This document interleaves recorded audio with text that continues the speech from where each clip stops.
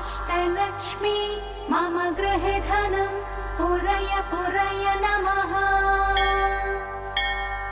ॐ ह्रीं श्रीं क्रीं श्रीं कुबेराय अष्टलक्ष्मी मम गृहे धनं पुरय पुरय नमः।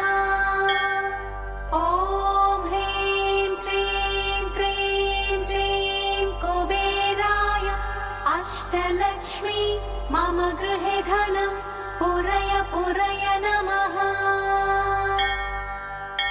ॐ ह्रीं श्रीं क्रीं श्रीं कुबेराय अष्टलक्ष्मी मम गृहे धनं पुरय पुरय नमः।